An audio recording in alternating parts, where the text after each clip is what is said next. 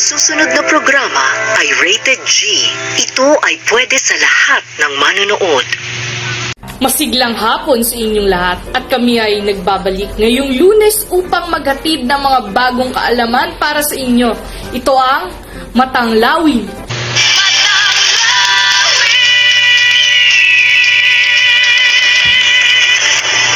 At ngayong araw ay mag-iikot ang aming staff upang magtanong sa mga mamamayan upang ibahagi ang kanilang kaalaman.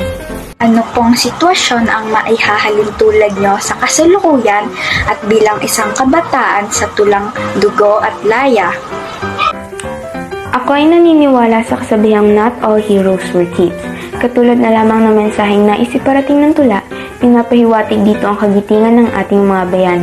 Sa panahon ngayong may pandemya, maraming frontliners ang naglalakas loob na pigilan ng kumakalat na sakit. Handa silang ibuwis ang kanilang buhay makamit lang ang hinahangad na kalayaan. Sa panahon ngayon, ang kabataan ang mas may nakakaalam sa kanilang kinabukasan. Maaga silang namulat sa tunay ng mundo kaya't kaya nilang ipaglaban ang tama sa mali. Masyadong matatapang ang mga kabataan ngayon kaya't hindi sila takot sabihin ang kanilang ninanais o ang kanilang pahayag sa isa't sitwasyon. At hindi sila titigil hanggat hindi ito nakukuha. Tulad na lamang sa tulang ginawa para sa ating pambansang bayani na si Dr. Jose Rizal. Ang buong tapang na paglaban para sa kalayaan ng bayan kahit buhay pa ang kapalit. Mensahe ng dugo at laya na maihalin tulad ko sa mga taong nagrarally at humihingi ng kasagutan mula sa pamahalaan. Pag-question sa kamalian na nangyayari at paghingi ng hustisya kahit na walang kasiguraduhan na mapapakinggan o mabibigyan ng pansin ng mga hinaing. Maihahalin tulad ko ang mensahe ng tulang dugo at laya sa mga frontliners, guro at ang ating mga magulang na nagbubuwis ng kanilang buhay para sa ating ngayon may pandemya. Kapalit ng kanilang dugo at pawis ang ating kaligtasan. Sa panahon ngayon, sila ang nagsisilbing bayani na patuloy na nakikibaka sa kabila ng hirap na kanilang nararanasan.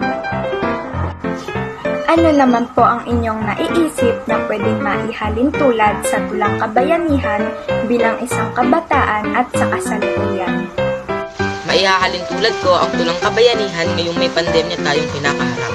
Salamat sa mga guro dahil hindi nila tayo inaatrasan sa pagsubok sa buhay. Hindi nila pinapakita na sila ay duwag o natatakot. Bagkus pinapakita nila sa kanilang mga estudyante na kaya nila. Kaya kung kaya nila ay syempre kaya rin natin. Kaya nabibigyan tayo ng inspirasyon upang mag-aral ng mabuti kahit nasa gitna tayo ng pandemya. Ang aking naisip ukol sa tulang kabayanihan ay pinapakita nito ang pagiging bayani sa pamamagitan ng pagtulong at pagsasakripisyo. Ngunit darating din na ang lahat ng ginawang kabayanihan ay kakalimutan lang din ng mga taong tinutulungan. Maihahalin tulad ko ito sa mga frontliners sa kasalukuyan dahil sa pagsisikap nila at pagsasakripisyo nila upang masalba lamang nila ang mga pasyenteng nadapuan ng sakit. Pero darating ang panahon na ang mga pasyente ay gumaling na ay kakalimutan na lang nila ang sakripisyong ginawa sa kanila ng mga frontliners. At bilang isang kabataan, ay maihahalin tulad ko rin ito sa mga kabataan ngayon na nagsisikap tumulong at nagsasakripisyo rin upang mabawasan ang paglala ng sakit. Ngunit darating din ang panahon na kakalimutan rin sila ng mga tao. Ang mensahe ng tulang kabayanihan ay sinulat ni Lope K. Santos ay patungkol sa kung paano nagsakripisyo ang mga bayani ng bansang Pilipinas para sa ikakaunlad ng minamahal ng bayan.